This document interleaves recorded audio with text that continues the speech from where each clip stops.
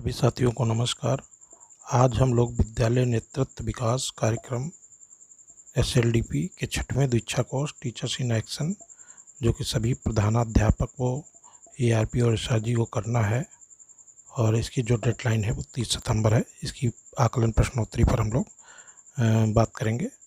देखिए, इसके जो बेस लाइन आकलन प्रश्नोत्तरी है और एंड लाइन आकलन प्रश्नोत्तरी है, दोनों के प्रश्न एक ही हैं, तो हम किसी एक पर बात करते हैं क्योंकि उनके दोनों के प्रश्न सेम है। तो इसको हमने ओपन करके रखा है। तो इसका पहला प्रश्न है, दीक्षा ऐप पर एक्शन प्रोजेक्ट करने के लिए सभी चरणों को सही क्रम में व्यवस्थित करें। तो इसके ऑप्शन है, प्रोजेक्ट सिंक करें, स्टेट सिस्टम के माध्यम से लॉगिन करें, डिजाइन टास्क और सब टास्क और टास्क स्टेटस बदलें। तो सबसे पहले हमको स्टेट सिस्टम के माध्यम से लॉगिन करना पड़ेगा। उसके बाद हम डिजाइन करेंगे अपने टास्क और सब टास्क, फिर टास्क स्टेटस बदलेंगे।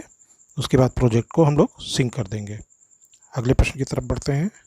अगला प्रश्न है, नीचे लिखे गए ऑनलाइन इम्प्रूवमेंट प्लानिंग के लाभों का दीक्षा की क्षमताओं के साथ मिलान कीजिए। और इसकी हमारे क्षमताएं हैं जो कर्तव्य निर्धारण और सहयोग, फाइल स्टोरेज, निगरानी, प्राथमिकता। और इसके जो प्लानिंग है, project status, assign feature, task पूर्ण की अंतिम तिथि, साक्ष्य और संलग्न। तो पहला जैसे है कर्तव्य निर्धारण व सहयोग, इससे हम असाइन फीचर को जो है मैच करते हैं।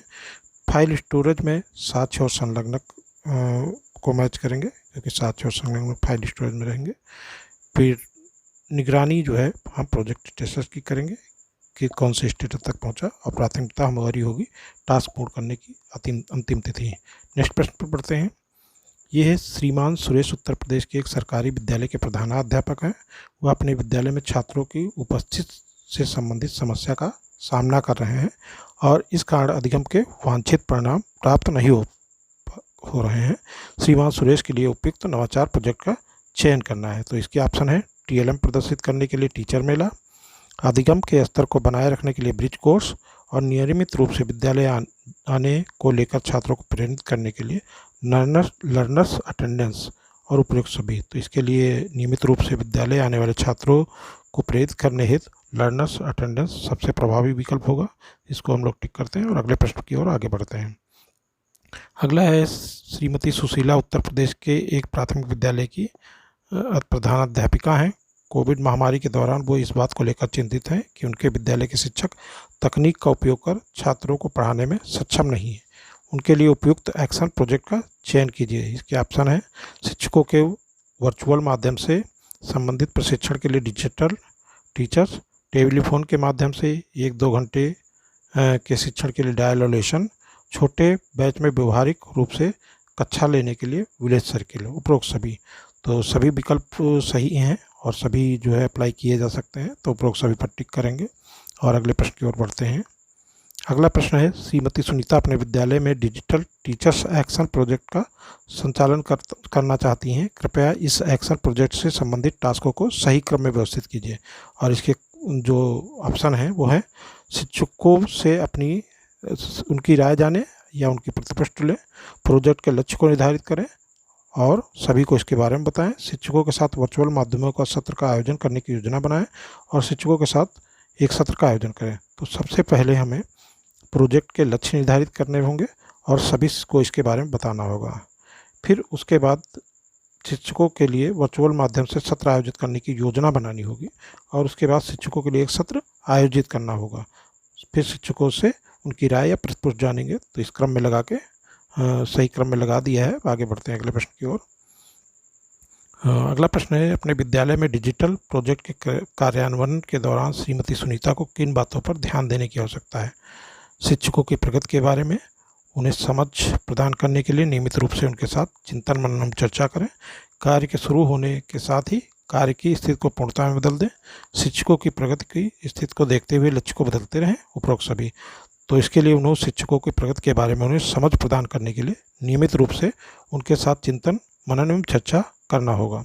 तो इस प्रश्न को हम पूर्ण हुआ। अब अगले प्रश्न की ओर बढ़ते हैं। नेक्स्ट है, मेधा मैम कानपुर के एक विद्यालय के बेहद प्रतिबद्ध हेड टीचर हैं। वो छात्रों के अधिगम स्तर को बेहतर बनाने के लिए शानदार कार्य करने वाले शिक्षकों के लिए एक ग्रेटिट्यूड वॉल स्थापित करना चाहती हैं।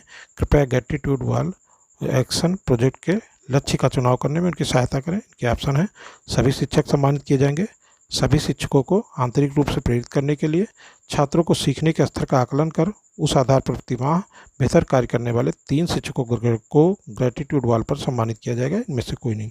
तो इसका सबसे अच्छा जो ऑप्शन होगा वो ये होगा कि छात्रों के स्तर का आकलन कर उस आधार पर प्रतिमाह बेहतर कार्य करने वाले 3 शिक्षकों को ग्रेटिट्यूड वॉल पर सम्मानित किया जाएगा। नेक्स्ट प्रश्न है, श्रीमान सुरेश अपने विद्यालय में एक अभिभावक सभा का आयोजन करना चाहते हैं जिसमें विभिन्न पेशे से आने वाले अभिभावक उपस्थित होंगे और छात्रों का रोजगार संबंधी मार्गदर्शन करेंगे। इस प्रोजेक्ट के लिए उपयुक्त शीर्षक और लक्ष्य क्या हो सकता है? तो इसके ऑप्शन है, आइए मिलकर सीखें, अनुभव और सीख, सभी अभिभावक अपने अनुभव साझा करते हैं, अभिभावक सभा, करियर से संबंधित मार्गदर्शन के लिए प्रतिमाह 2 अभिभावकों को आमंत्रित करना, रोचक कक्षा, अभिभावकों को अधिगम और करियर को लेकर सहभागी बनाना, उपरोक्त सभी। तो इसके लिए अभिभावक सभा सबसे अच्छी रहेगी। करियर से संबंधित मार्गदर्शन के लिए प्रतिमाह 2 अभिभावकों को आमंत्रित किया जा सकता है।